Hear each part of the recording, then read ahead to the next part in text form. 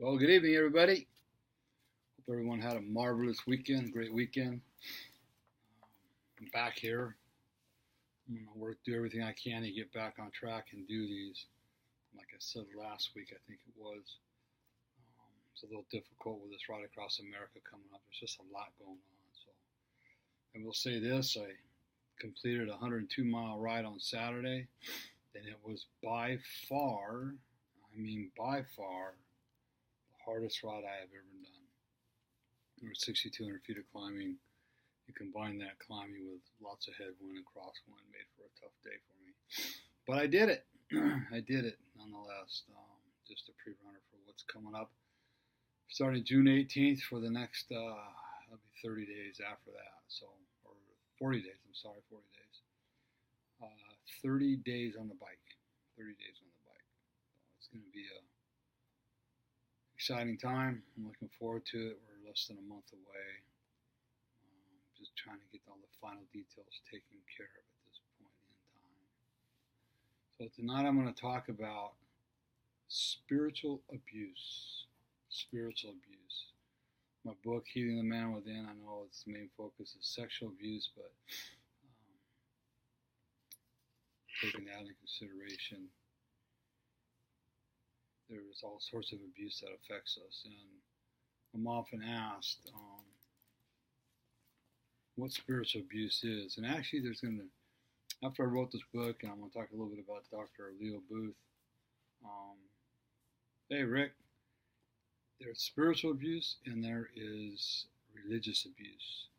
It was defined to me a little better by Reverend Leo Booth. So I'll take two pieces from my book to start this with. But actually, I'm going to read a quote from my book that starts this chapter on spiritual abuse.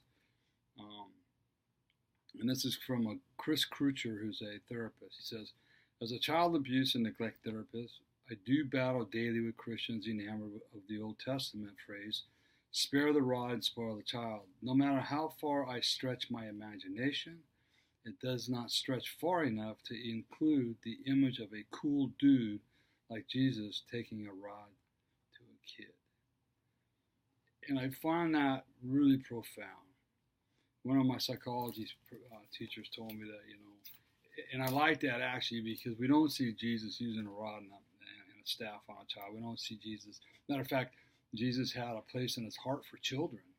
And if you cause one of those little ones to harm, it would cause wrath of God upon that. There's actually a scripture in the Bible that says, I think it's Matthew 18:6, if you cause a little one to harm, you'd be better off with a millstone tied around your neck and thrown in the sea. So I think parents oftentimes will use that rod and staff scripture as justification why they have to hit their children. And that's I'm not going to go into that subject tonight, but that's part of the spiritual abuse part that happened to me. Spiritually, my inner child was assassinated. He was assassinated the first time I was abused. My spirit, that little child spirit inside of me, was taken away from me and destroyed.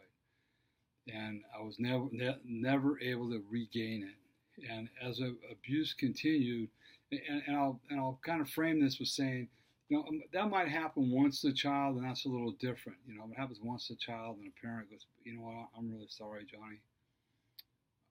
You don't deserve to be treated like that. I think the spirit of the child can be regained instantly or quickly. But if you've been abused for some period of time, that spirit of that child is completely taken away because all of a sudden we go into a survival mode and just try to survive. I believe that's given it to us innately by God. I'm often asked what exactly spiritual abuse is, and that's what I started with on Facebook today. I'm going to go to the next paragraph. It says, spiritual abuse is difficult to define because there are so many different religions and belief systems out there, and sadly, there's many ways that those teachings can be twisted so they become abusive. Now remember that abuse in any situation, physical, sexual, spiritual, emotional, it's just power over another person, using your power to control or manipulate another person to do what you want them to do or think the way you want them to think. That is abuse. That's using your power to be abusive. And then Reverend Leo Booth, in his book called When God Becomes a Drug. I'm just starting to read it. It's a pretty interesting book. It says spiritual abuse, or actually this would be religious abuse. It involves adopting a religious belief system that specifies only one right way, which you feel you must force onto others by means of guilt, shame, fear, brainwashing, and elitism. Thus, religious addiction nearly always results in the abuse of someone else in the name of your beliefs. Now, I'm a Christian. And when I was a child, I was born again. I was raised in a born-again Christian. I had all that stuff done to me. I know what I believe. I know the right way. But I will never force that on anybody else. I will never sit there and tell anybody, if you don't do it this way, you're going to die. I will show them by my actions. This is my belief. We need to talk about the love of Christ to the people in recovery, to the people in the world. But so many people in the world are tired of hearing this talk only to see the opposite being done. And we wonder why people are running away from Christ and the church all the time. We have to practice what we preach.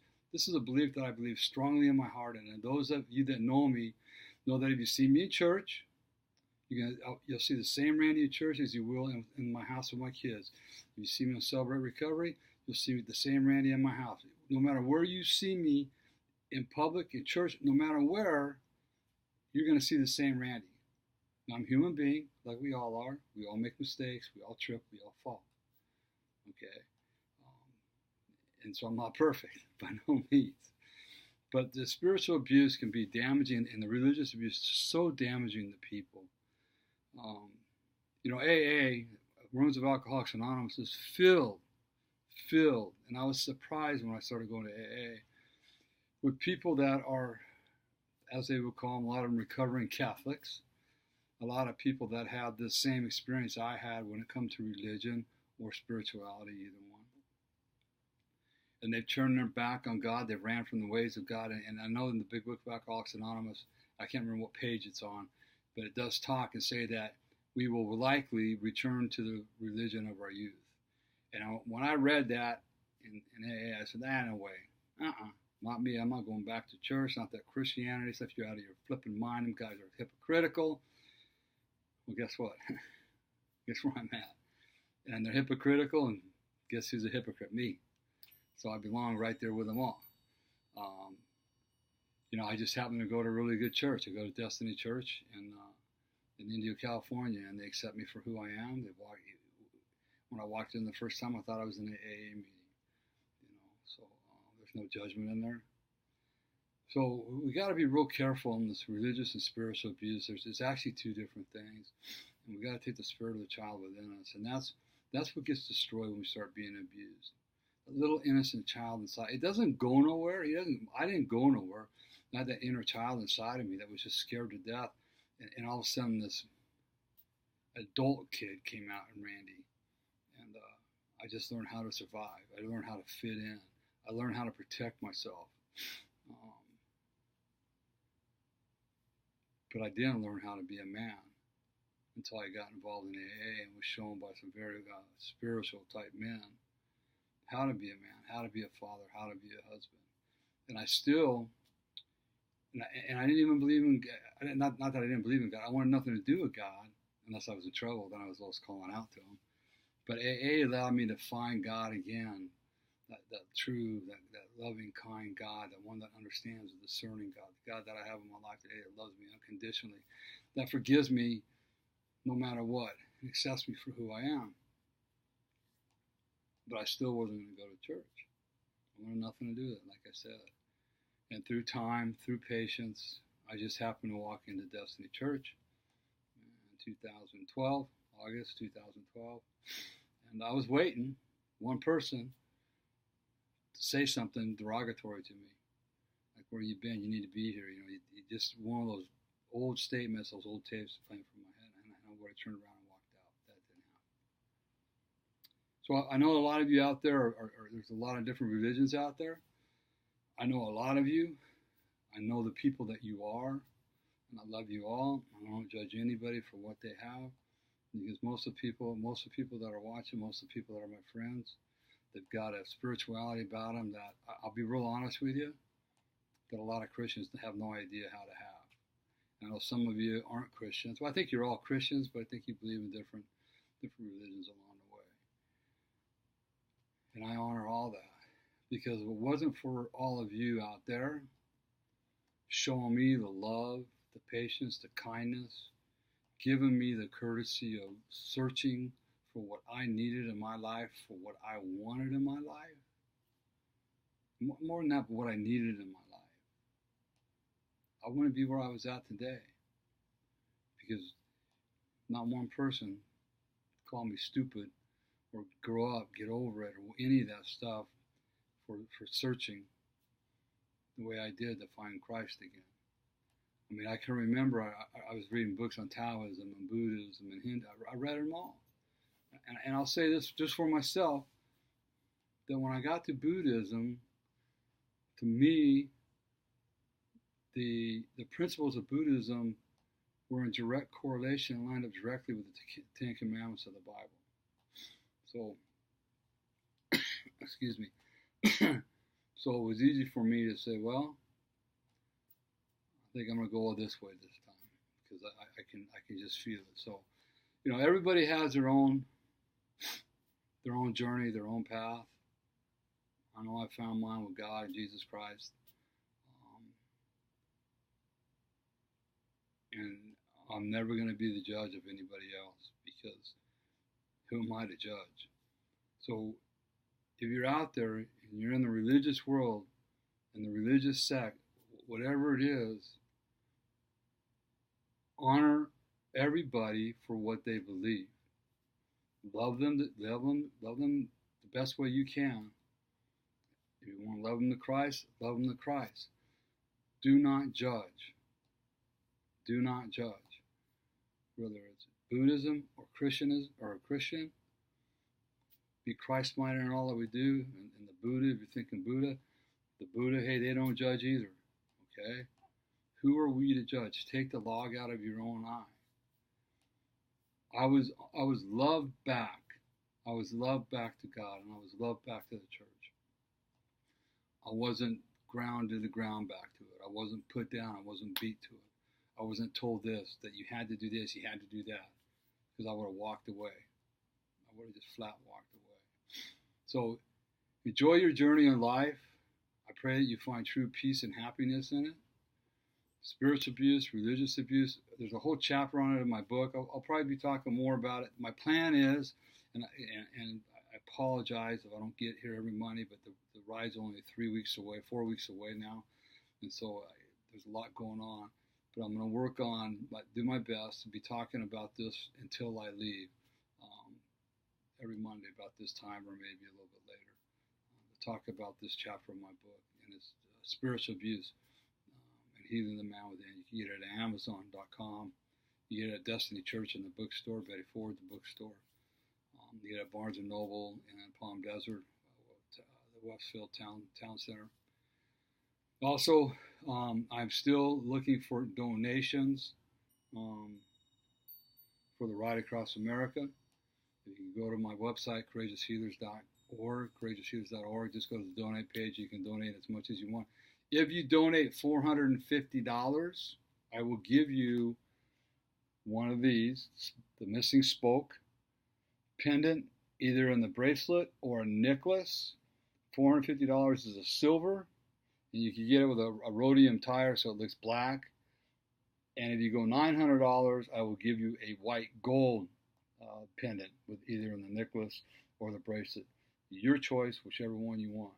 Just go ahead and donate to if you go to the donate page, you see that you donated. And I'll make sure I get this order for you right away. Also, go to Courageous Healers. I've only got one Courageous Healers page now. I deleted the other one, and it's the one for the Ride Across America. Like it. Stay tuned for the Captain Courageous and Stitch shows. We start across America coming up in June. What else is there about that? I think that's it for the ride. I got to get a hold of my webmaster and do some stuff for for the web page as well. Also, changeyourlifestorynow.com. We just had our 4th workshop on forgiveness. It was really good. I'm going to add a piece to it. Everybody wanted to do work. So in the fall, I will be doing probably a 6-hour workshop on forgiveness with work involved in it. And I'll let you know when that will be. It's going to be probably a 6-hour workshop. I haven't figured out the cost yet, but we'll do some discussion and then some work as well. And as far as the life coaching, please, I'm seeking clients right now. Life coach, sober coach. I can help you from all areas of your life. If you're stuck in a certain particular area, I'll help you get through it. Just check out my website. Give me a call. Give me an instant message, and we'll set up an appointment. I'll give you your first appointment, 30-minute appointment, as a consultation for free to see if it's a match and see if it'll work for you. And then after that, I'll work out a payment plan for you. Okay? So I think that's about all that I have. Thanks everybody that has joined me tonight. I really do appreciate your support more than you realize, and I need it. And hopefully this will be growing into something much bigger by the time I get back from my ride across America. All right, everybody. But nobody tells you that they love you today. Randy does, but more importantly, God does. Have a super blessed evening. Be good, all. Bye.